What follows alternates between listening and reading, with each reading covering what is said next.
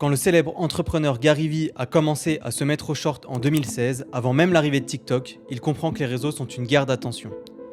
Il comprend également qu'il faut que ces vidéos soient accessibles à un large public, notamment parce que 80% des utilisateurs de Facebook regardent des vidéos sans le son.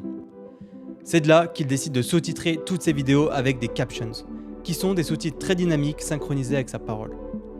Son but ? Maximiser l'engagement et la portée de ses vidéos pour asseoir sa popularité. Mais il était très loin d'imaginer l'influence qu'il allait avoir sur des milliers de créateurs de contenu. Le problème, c'est que tous ces sous-titres étaient faits à la main. Si une application arrivait à automatiser ça, elle arriverait alors à équilibrer cette guerre d'attention en permettant à quiconque d'avoir le même résultat en quelques secondes. Et, ça tombe bien, je l'ai fait. Aujourd'hui, je vous emmène dans les entrailles de ce qu'on appelle captions. Tous ces petits bouts de texte qui sautent, qui bougent, qui brillent, ils n'auront plus aucun secret pour vous. Ok, mais déjà, comment on ajoute des captions sur une vidéo ? On se retrouve sur mon ordinateur pour voir comment ça fonctionne sur SendShort. Et d'ailleurs, vous avez un lien en commentaire pour tester gratuitement. Sur SendShort, l'utilisateur upload sa vidéo, choisit sa langue, il clique sur le bouton importer, et là, le processus commence. Après quelques secondes, ces captions sont prêtes. Il a juste à cliquer là, et là, bam, il peut voir la liste de toutes ces phrases qui ont été créées, et les voir directement appliquées sur sa vidéo. Mais qu'est-ce qui s'est passé entre temps ? Ok, on revient au moment où l'utilisateur upload sa vidéo sur la plateforme et clique sur le bouton importer. Ce qu'il se passe, c'est qu'à ce moment-là, la vidéo est envoyée sur un serveur pour qu'on puisse lui extraire son audio. Et pour ça, on utilise FFmpeg. FFmpeg, c'est une librairie utilisée dans la majorité des logiciels vidéo et audio open source. Enfin bref, c'est un vrai couteau suisse. L'audio est envoyé à une intelligence artificielle pour en ressortir du texte, plus communément appelé speech to text. Les IA, elles proposent des données super avancées sur un audio. On peut par exemple obtenir les différents interlocuteurs, savoir qui parle quand, comment. On peut obtenir les timestamps de chaque mot, c'est-à-dire le début et la fin de chaque mot en secondes. Ça va être ce qui va être le plus utile pour nous pour créer les sous-titres. On peut obtenir la détection automatique de la langue qui est employée dans l'audio.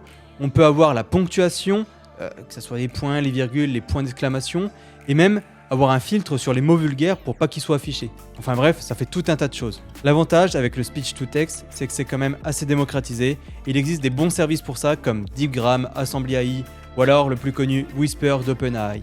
L'audio a maintenant fini d'être analysé et on obtient ce truc. Un long fichier interminable avec qui a prononcé quoi, quand, comment. Ça en fait des mots à traiter, mais pas grave, au boulot. Le but, ça va être de recréer des phrases ni trop longues ni trop courtes et que la coupure soit à un moment logique. Si on reprend le concept de base, une phrase, ça commence par une majuscule et ça se termine par un point. Ok, donc on a déjà une coupure logique sur chaque point. Mais des fois, on peut avoir des phrases longues, très longues. Il faut donc trouver d'autres points de coupure. Je trouve que 16 caractères par ligne, ça donne un bon rendu. Super, j'ai maintenant deux conditions pour faire une phrase.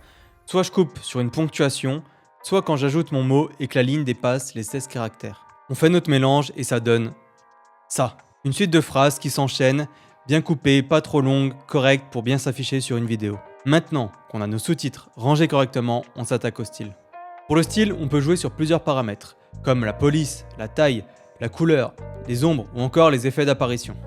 Ok, du coup, moi ce que j'ai fait sur mon application, c'est que vous pouvez changer les effets d'apparition et le style. Vous avez plein d'effets d'apparition différents comme des bounce, la phrase qui grossit quand elle est prononcée, un background derrière le texte, le mot qui apparaît, voilà, plein de petits effets différents. Et ensuite ici vous avez le style, vous pouvez modifier la police, modifier la taille du texte, modifier si l'ombre elle est à gauche, au centre, à droite, modifier si vous voulez afficher le texte sur une ligne, deux lignes, enfin bref, tout un tas de paramètres. Et en réalité derrière ça ressemble à ça, donc c'est du code tout simplement où on va mettre à jour différentes propriétés sur le texte pour que ça donne l'interface que vous avez vue juste avant. Maintenant qu'on a notre beau short, on peut l'exporter. L'export, c'est le plus compliqué dans l'histoire parce qu'il faut arriver à remettre tous les éléments au bon endroit dans la vidéo et tout ça super rapidement. J'utilise ce que quelqu'un d'autre a fait à ma place, Raymotion. Ce qu'il fait, c'est qu'au lieu de faire un seul traitement sur la vidéo, il va séparer la vidéo en plein de petits bouts et faire plein de petits traitements en parallèle et ensuite rassembler tous les petits bouts de vidéo en une seule vidéo. Et ça permet d'aller beaucoup plus vite. Une fois que c'est prêt, tadam, je peux télécharger ma vidéo. Voilà, on arrive à la fin de cette vidéo. Je voulais vous montrer un peu la magie qu'il y avait derrière les sous-titres qu'on voit partout. Je suis super content d'aider des créateurs tous les jours à créer leurs vidéos.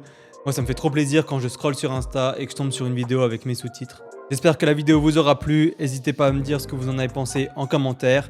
Moi, je vous mets le lien pour tester SendShort gratuitement en description en commentaire. Et on se dit à la prochaine. Ciao.